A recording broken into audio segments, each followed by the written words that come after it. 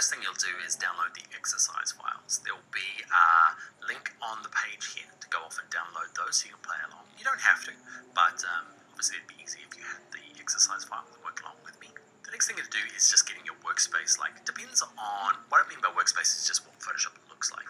Sometimes it looks like this, sometimes it looks like this, sometimes it looks completely different. Let's everyone right now get it all looking the same by going to Window, get under Workspace, and let's click on Essentials and Default.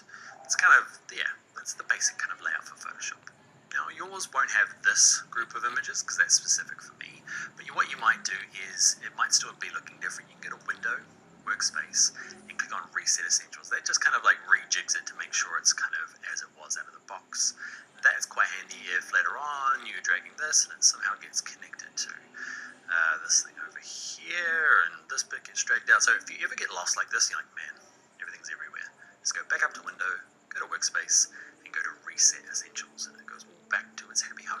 The other thing you might do, this is more optional. I have to do it when I'm teaching because on a Mac, it's under Photoshop CC, Preferences, General. If you're on a PC, it's under Edit, and it's way down the bottom here somewhere.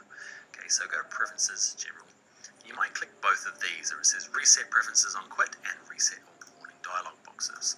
That's just going to kind of like, if you've made any changes throughout the software, it's going to kind of reset it back to the defaults. You might not do that. I do it so that yours looks exactly like mine. If you are kind of a reasonable user of Photoshop, you might just leave that because you might have made some changes and you don't want to, wreck your changes. The one thing to note though, if you reset your preferences, it's on Quit. It means you've got to go to, on a PC, go to File, Quit Photoshop, or on a Mac, it's under here, Photoshop, Quit. Just quit it and open it back up, and only then will those preferences be redone. Next thing to note is I'm using CC 2018. Okay, that's the version of Photoshop. If you're using an earlier version, okay, you might find some of the features won't work. Now, what features won't work? There'll be a few of them, okay? If you are using, say, CS6 or CS5, which is quite old now, 90% of this course will still work. So, should you do it? You should. There's going to be a few things that don't work, and that's just, you need to upgrade to the newer version, but there'll be lots of useful stuff in here still for you. But double check. You can go to Help and go to Updates. Just make sure you've got the latest version. One other thing you might notice, the difference between yours and mine, is you might not see this 3D option here, and a couple of like little weird things under Filter and Render.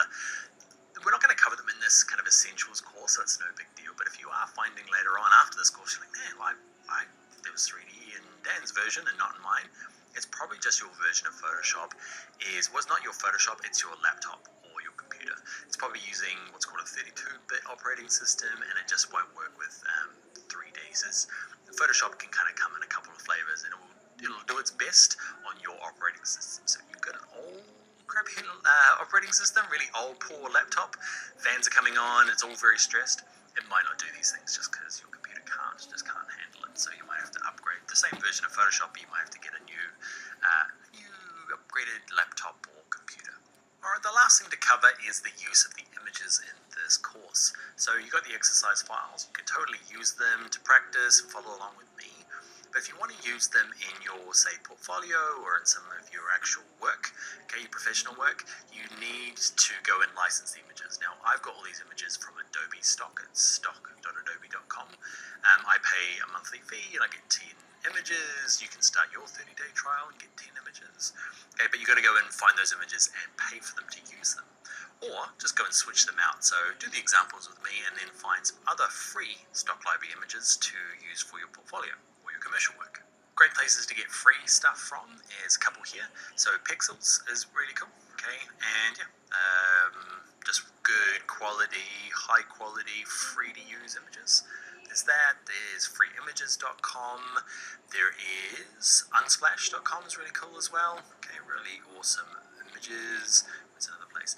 deathofthestockphoto.com. Okay, same thing here. Okay, you're allowed to use them commercially.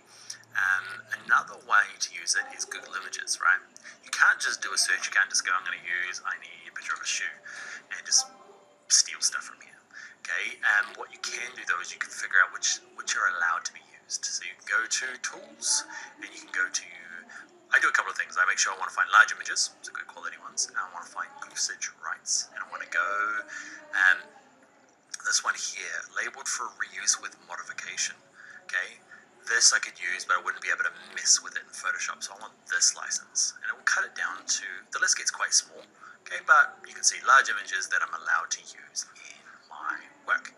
Okay, so, and that's a way of getting around image licensing, or if you've got the budget, jump to Adobe Stock.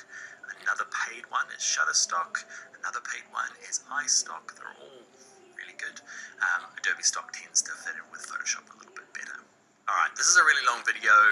We're all ready to get started with Photoshop. Let's actually start making some stuff.